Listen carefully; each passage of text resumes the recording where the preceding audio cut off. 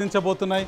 ఆశ్చర్యకరంగా కడప నియోజకవర్గంలో షర్మిల 2వ స్థానంలో నిలవబోతున్నారు. తెలుగుదేశం పార్టీ కడపలో 3వ స్థానానికి వెళ్ళవలసిన పరిస్థితి కూడా మన పోస్ట్ పోల్ సర్వేలో కనిపిస్తుంది. ఇప్పుడు ఆంధ్రప్రదేశ్లో ఉన్న 25 లోక్సభ స్థానాల్లో ఎవరు విజేతలో ఒకసారి చూద్దాం. 25 లోక్సభ స్థానాల్లో 5 స్థానాల్లో వైసీపీ విజయ కేతనాన్ని ఎగరవేయబోతుంది. తెలుగుదేశం 13 స్థానాల్లో విజయం సాధించబోతుంది.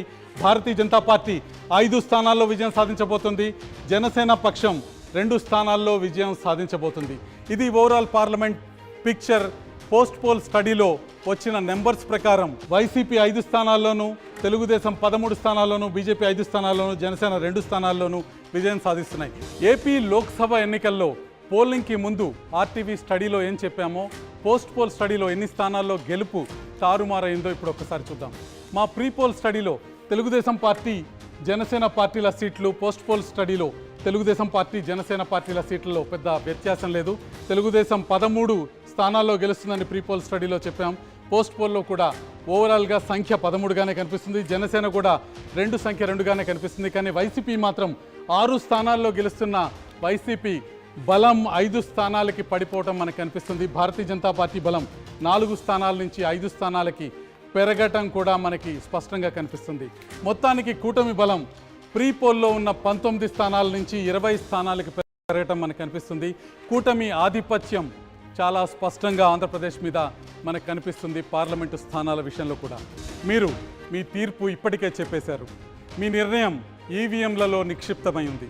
మా pre poll, post poll study ఇప్పటికే మీ ముందుకు పూర్తి స్థాయిలో తీసుకొచ్చాం. ఇక రేపు ఎవరి తలరాత ఎలా ఉండబోతుంది, ఎవరు పవర్లోకి వచ్చి సీఎం పీఠాన్ని అధిష్ఠిస్తారు, ఎవరు ప్రతిపక్షానికే పరిమితమవుతారన్నది మరి కొద్ది గంటల్లోనే తేలిపోనుంది.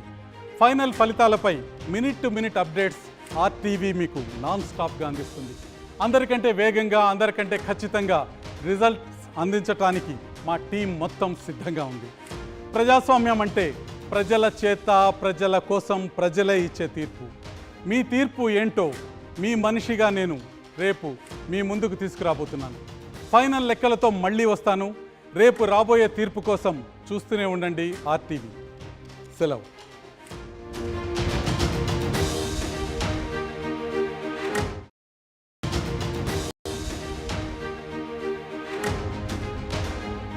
ఆంధ్రప్రదేశ్ అసెంబ్లీ ఎన్నికల ఫలితాలపై ఆర్టీవీ పోస్ట్ పోల్ స్టడీని ఇంతకు ముందే వివరించాను.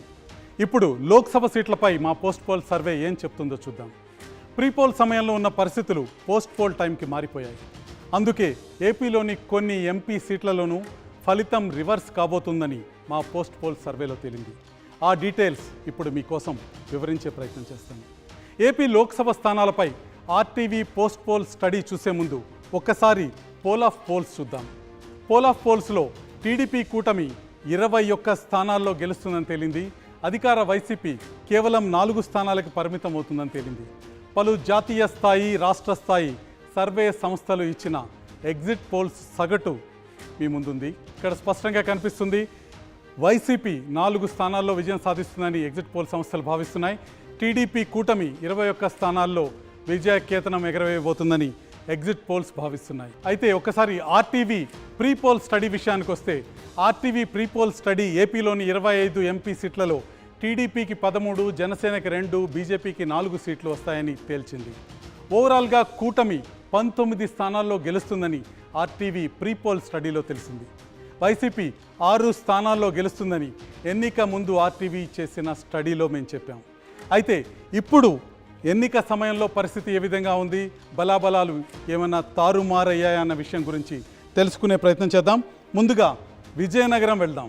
అక్కడ వైసీపీ నుంచి బెల్లాన చంద్రశేఖర్ గెలుస్తారని ప్రీ పోల్ సర్వేలో స్పష్టమైంది.